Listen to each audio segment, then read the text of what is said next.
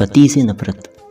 एक शादीशुदा लड़की अपनी माँ के पास आई और कहने लगी कि मैं अब अपने पति के साथ एक मिनट भी नहीं रुक सकती। रोज़ रोज़ के झगड़ों से मैं परेशान हो गई हूँ।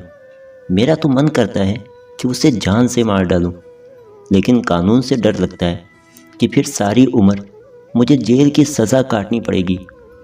माँ ने कहा, बेटी तू परेशान ना हो, मैं एक ऐसा जहर जानती हूँ कि अगर तू उसे अपने पति को धीरे धीरे 2 महीनों तक खिलाएगी तो उस जहर से वो खुद ही मर जाएगा और फिर किसी को तुझ पर शक भी नहीं होगा।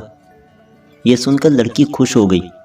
माँ ने कहा, लेकिन तुम्हारे घर में रोज़ाना झगड़े हुआ करते हैं और ये बात सारे परिवार वाले जानते हैं कि तुम दोनों की आपस में नहीं बनती।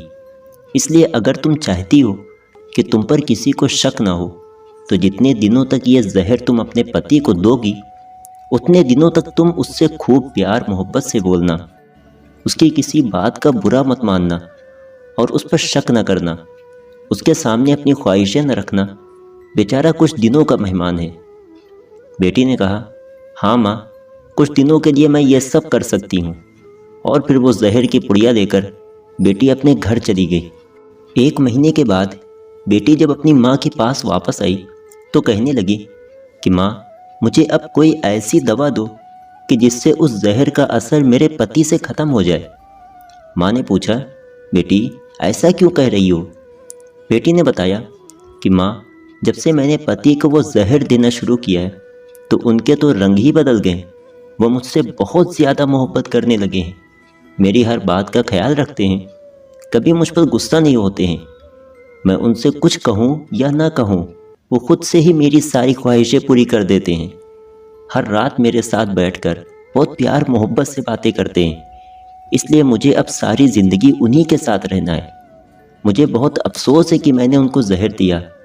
अब मुझे उस जहर का तोड़ चाहिए।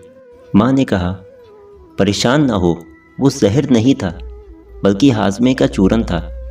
तुम्हारे पति को कुछ नहीं होगा। असली जहर तो तुम्हारे दिमाग में भरा था। तुमने अपने चिड़चिड़ेपन की वजह से सारे घर को नर्क बना रखा था।